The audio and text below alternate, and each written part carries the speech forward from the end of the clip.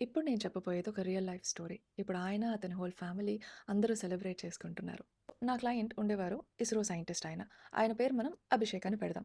వాళ్ళ వైఫ్ ఎప్పుడు ఆవిడ మాట వినకపోయినా కూడా ఈయన హోల్ ఫ్యామిలీ మీద క్రిమినల్ కేసెస్ అన్నీ ఫైల్ చేసేసేవారు ఫాల్స్‌వి. అందుకు ఇంకా ఫెడప్ అయిపోయి ఈయన డివోర్స్ ఇచ్చారు. అండ్ డివోర్స్ టైమ్‌లో ఈమె అగ్రీ చేసింది. ఈ ఫాల్స్ కేస్ అన్నిటిని కూడా నేను విత్‌డ్రా చేసుకుంటాను అని. కానీ ఈ విత్‌డ్రా చేసుకోవడం దేవుడెరుగు గానీ ఈవిడ 26,00,000 రూపీస్ మెయింటెనెన్స్ తీసుకున్న తర్వాత కూడా ఇంకా డబ్బులు డిమాండ్ చేయడం మొదలుపెట్టారు. అందుకని మిస్టర్ ఇస్రో సైంటిస్ట్ నన్ను అప్రోచ్ అయ్యారు. ఇప్పుడు ఇలానే వెళ్ళి వీళ్ళు ఇన్నోసెంట్‌గా ప్రూవ్ చేసుకోవాలంటే అరౌండ్ 2-10 ఇయర్స్ పట్టొచ్చు, 20 ఇయర్స్ పట్టొచ్చు కూడా. ఇప్పుడున్న పెండెన్సీకి జ్యుడిషియరీలో. ఆలోపు వీళ్ళ లైఫే స్పాయిల్ అయిపోతుంది. అదంతా వీళ్ళు సఫర్ అవ్వడం నాకిష్టం లేదు.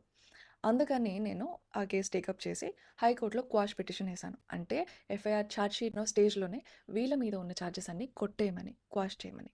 సో, హైకోర్ట్ వితిన్ 3 మంత్స్ వీళ్ళు కోర్ట్‌లో అడుగు కూడా పెట్టక ముందే క్వాష్ చేసేసారు ఆ కేస్‌ని. అండ్ నౌ వాళ్ళు సెలబ్రేట్ చేసుకుంటున్నారు. అసలు given the stage of the case వాళ్ళసలు ఒక్కసారి కూడా కోర్ట్‌లో అడుగు కూడా పెట్టలేదు. అలాంటి రెమెడీస్ ఉన్నాయి మనకి. ఇట్స్ జస్ట్ థాట్ అలాంటి పిటిషన్స్ గురించి మీ అడ్వకేట్‌కి నాలెడ్జ్ ఉండాలి. అండ్ మీతో హానెస్ట్‌గా ఇదంతా ఎడ్యుకేట్ చేయగలగాలి. అండ్ మీ క్వాష్ పిటిషన్‌లో కూడా సఫిషియంట్ మెరిట్స్ ఉండాలి. అప్పుడు హ్యాపీగా మీరు వాళ్ళలాగా సెలబ్రేట్ చేసుకోవచ్చు. సో, ఇదంతా సఫర్ అయ్యే అవసరం లేదు. మీకు ఇలాంటి రెమెడీస్ అండ్ హక్కులు ఖచ్చితంగా ఉన్నాయి.